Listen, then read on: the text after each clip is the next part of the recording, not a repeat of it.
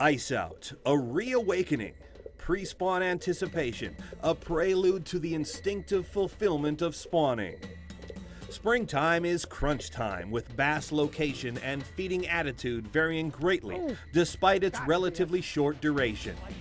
Follow the clues to follow the fish through this challenging yet rewarding roller coaster of early season bass behavior. So cold, but it's worth putting up with tough weather spring of the year like this when you can catch bass like this, baby. You know, early season bass fishing is some of the best times you can have on the water, not only for quantities of fish, but big fish like this too. Whew, it can be explosive. You know, there's a lot of things happening in the environment this time of the year. When you look at where the fish have come from, where they wintered, to where they're going to go to spawn, I mean, there's a lot of activity going on. And the key to catching fish is knowing how they're moving and keeping the right presentation on for the conditions you're faced with. Early spring is a time of transition for largemouth bass, and they're often here today and gone tomorrow. Bass migrate from their wintering holes toward warmer water areas with available forage. As the water temperature increases, fish will eventually head for their spawning area.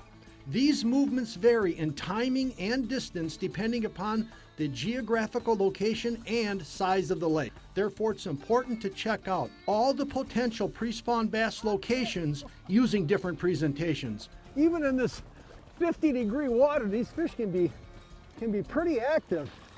That's one of the things that we've noticed, is selecting the right lure for spring fishing is absolutely critical to getting bit.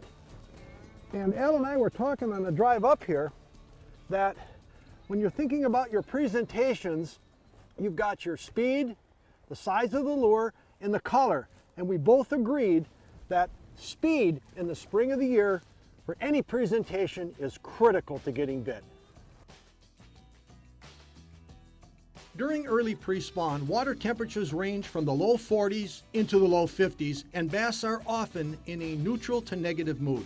Try casting a Rapala Husky jerk, working it with long pauses, or slow roll a spinnerbait with a Colorado blade. In the lower end of this temperature range, a jig tipped with a Berkeley power bait or gulp trailer is the lure of choice. As the water warms from about 50 degrees into the low 60s, bass make a transition into mid-pre-spawn. During stable conditions, try a faster moving horizontal presentation like a Rapala DT flat series crankbait or a willow leaf spinnerbait. They're both ideal for aggressive bass. When fish are in a neutral mood and not chasing, try pitching a jig and pig, a Texas rig gulp lizard, or a power tube, or dead sticking a gulp sinking minnow.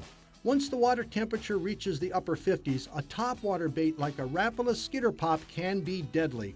Finally, in the late pre-spawn, when water temperatures climb into the mid-60s, bass become more territorial and tend to ignore horizontal presentations as the spawning time approaches. So, just how do you catch these fish? Well, that's a topic for another show. Oh yeah, look at that. That's a real donkey, as Al would say. Oh yes.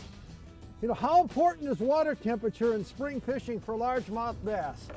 On a scale of 1 to 10, it's a 10, and here's the proof. If you want to learn more about catching largemouth bass, check out Bassology and other installments in the Angling Edge DVD collection at www.anglingedge.com.